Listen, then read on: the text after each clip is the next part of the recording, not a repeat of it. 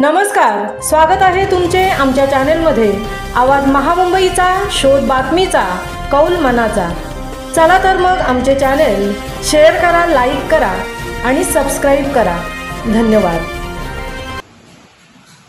नमस्कार रसिक प्रेक्षकांनो, महामुंबई काव्य सुगंध या उपक्रमामध्ये आपल्या सर्वांचं मी सौ दर्शना माळी पुनश्च एक बार मनपूर्वक स्वागत करीत आहे। सुप्रसिद्ध लेखक कवी डॉक्टर विजय हिरामण कोकणे यांच्या काव्य सुरभी मालिकेतील आजची कविता मी आपल्यापुढे सादर करीत आहे।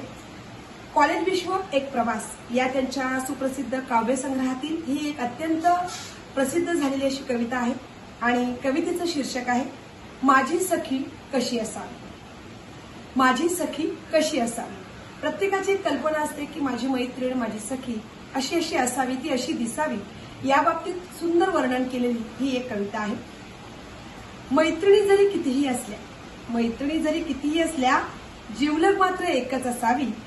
कुठल्याही अँगलनं बघितलं तरी ती अगदी ऐश्वर्यासारखी दिसावी। रंगाने जरी सावळी असली मनात तिच्या कटुता नसावी।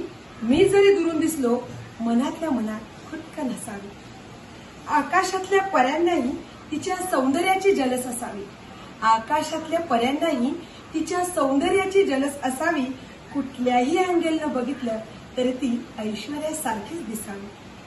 पैशाने जरी श्रीमंत नसली तरी मनाने मात्र गरीब नसावी। पैशाने जरी श्रीमंत नसली तरी मनाने मात्र गरीब नसावी। तिच्या डोळ्यात पाहिले असता सगळ्यांना माझीच सावली दिसावी। बागेमधल्या फुलराणीलाही तिची सर ही कधीच नसावी। बागेमधल्या फुलराणीलाही तिची सर कधीच नसावी।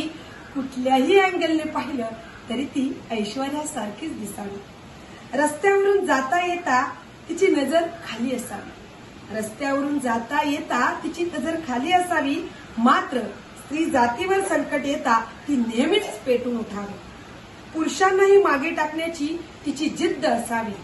पुरुषांनाही मागे टाकण्याची तिची जिद्द असावी। कुठल्याही अँगलने पाहिलं तरी ती ऐश्वर्यासारखीच दिसावी। कोण म्हणतंय जगात फक्त ऐश्वर्यात सुंदर असावी। कोण म्हणतंय जगात फक्त ऐश्वर्यात सुंदर असावी।